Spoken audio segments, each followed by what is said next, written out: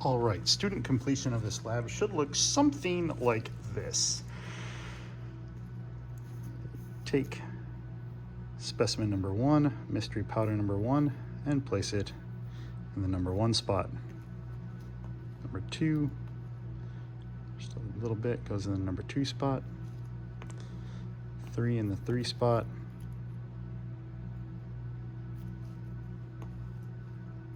And of course 4 in the 4 spot.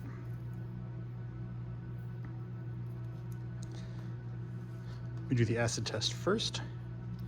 Pinch, release. Notice there's some acid in there. And we're gonna do 3 drops. Return and record the results. So our acid test on number 1 absorbed.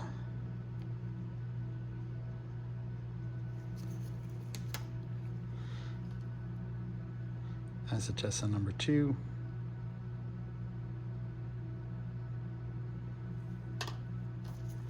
Did nothing.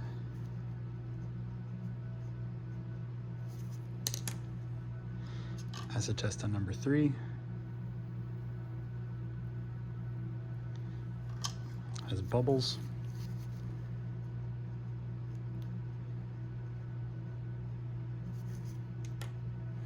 And acid test on number 4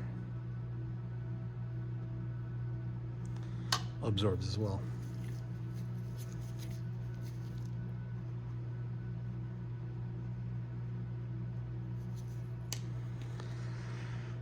Next, we do the next column. 1, 2, 3,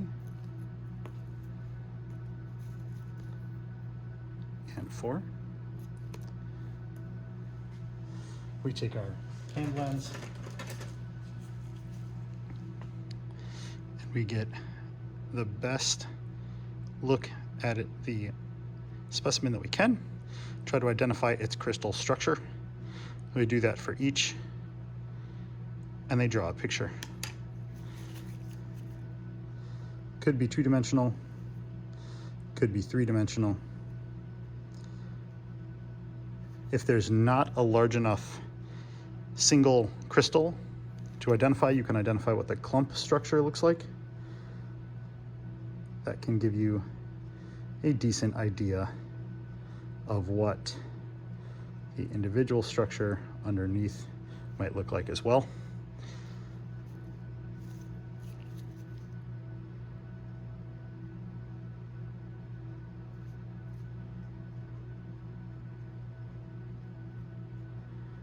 Basically, they're just trying to identify what the shape is, because crystal structure can help you determine what a chemical is. A hand lens isn't necessarily going to be the best option, but it is the option for 8th graders. Next, we are going to swap out our acid for our water. And because we haven't actually done anything to this row, we can add our water, again with a pinch. We're going to add 4 drops this time because we really want to see what saturating it does.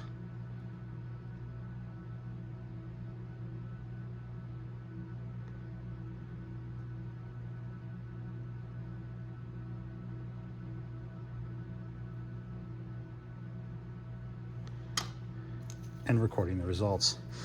In this, it's either going to be dissolved, the chemical will dissolve, or it will suspend.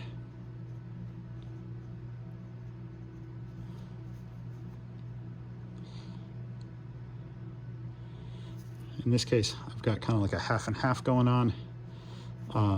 You could also give them the option of like not able to tell, although in this case, it's really not as much as this or this. So I would even say that that one is a suspend.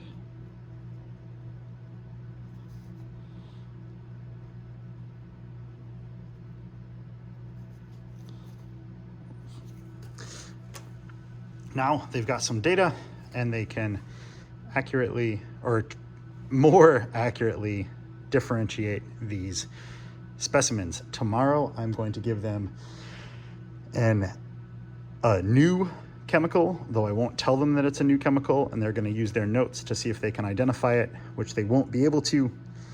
And that's when I will introduce universal indicator. So I'll introduce the universal indicator tomorrow.